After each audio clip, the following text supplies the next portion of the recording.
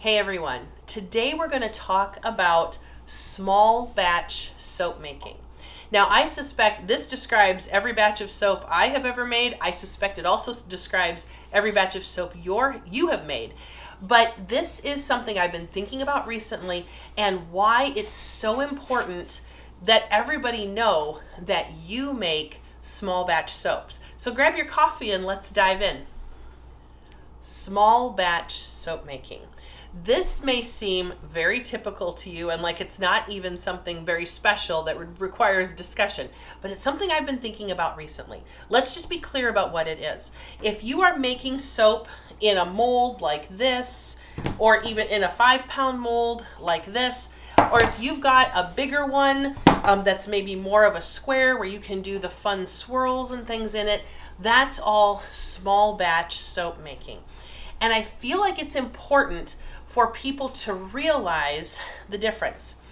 I saw a video on Facebook, of course, where it was showing this massive block of soap. And I would bet the block of soap was like the size of my island. It was this huge thing, like 5 feet by 3 feet by, I don't know, it was this huge thing.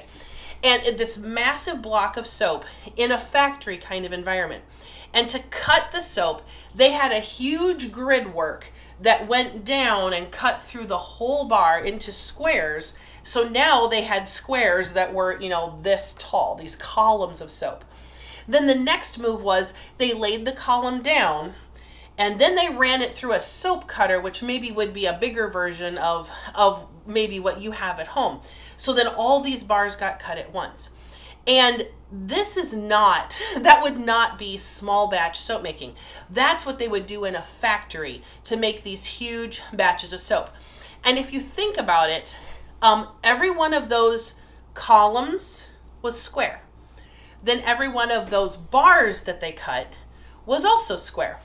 And there's no way to get this kind of a shape in that kind of a process.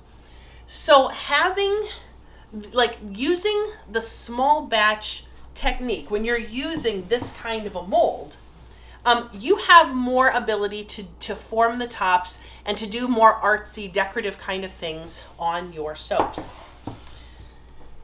When we are at craft shows, selling our soaps, almost every show, I'm going to use one that seems about like that. We'll use this one. Our business is called Big Red Barn Goat Milk Soaps. And almost every show, we have somebody who picks up a soap and goes, oh, look, it's shaped just like a barn.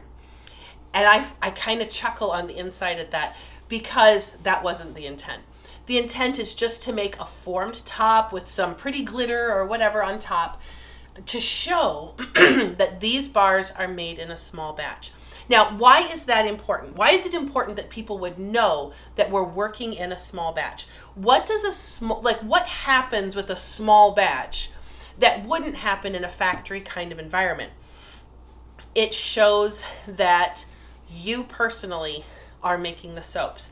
You are working in whatever size mold you're comfortable with, and this soap has had some personal care. You have taken the time to mix the batter, to pour the mold, to form the top, to make every bar unique and special. And that shows something about the quality of the soap.